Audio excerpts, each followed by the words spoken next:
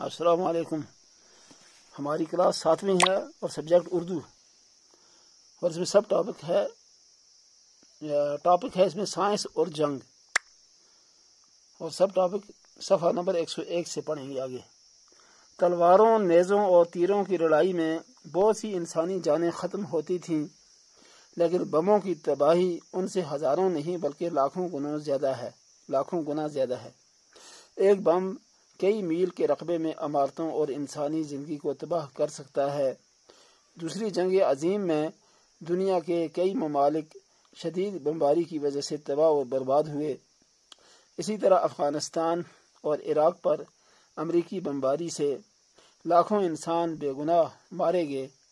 اگر سائنس نے خطرناک بم اور جنگی جہاز اور جنگ کے دوسرے اسلحہ نہ بنائے ہوتے تو اتنے بڑے پیمانے پر تباہی نہ پھیلتی۔ سائنس کی سب سے خطرناک ایجاد ایٹم بم، ہائیڈروجن بم اور مختلف قسم کے تباہ کن میزائل ہیں۔ زہریلی گیسوں کی ایجاد بھی تباہ کن ہے۔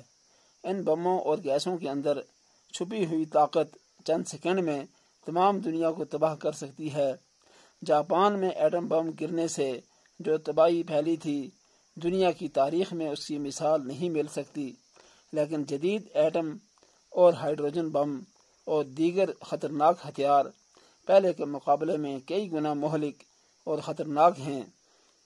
دنیا کے کئی بڑے ممالک کے پاس اس طرح کے بم ہیں۔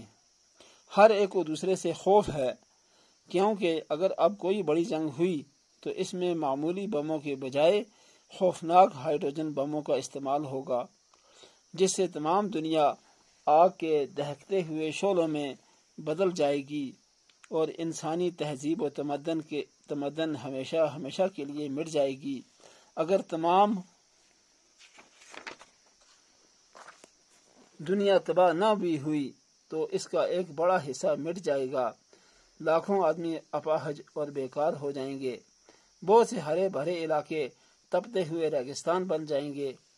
ایٹمی ہتھیاروں کے علاوہ ہمیں ایک بڑا خطرہ یہ بھی ہے کہ جنگ کے مہلک ہتھیاروں میں بیماری کے جراثیم سے بھرے ہوئے بموں کا استعمال بھی شروع ہو سکتا ہے، کیونکہ بموں کے ذریعے پھیلائے گئے جراثیم پر قابو پانا ناممکن ہوگا۔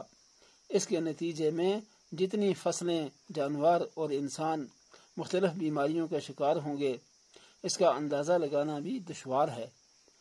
یہ بات واضح ہے کہ خطرناک جنگی ساز و سامان اور تباہ کن اسلحہ سائنس کی نئی دریافت ہے، لیکن اس کا مطلب یہ نہیں ہے کہ یہ سائنس کا قصور ہے۔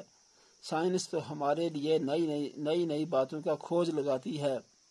یہ ہمارا کام ہے کہ ان سائنسی دریافتوں کو غلط راستے پر لگائیں یا اچھے کام میں لائیں، لیکن یہ بات 100% صحیح ہے کہ ان سائنسی ایجادات کا غلط استعمال انسان اور انسانیت کے لیے یقیناً نقصان دہ ہوگا۔ آج کا سبق ختم ہوا، آئندہ انشاءاللہ اس سے آگے بڑھیں گے۔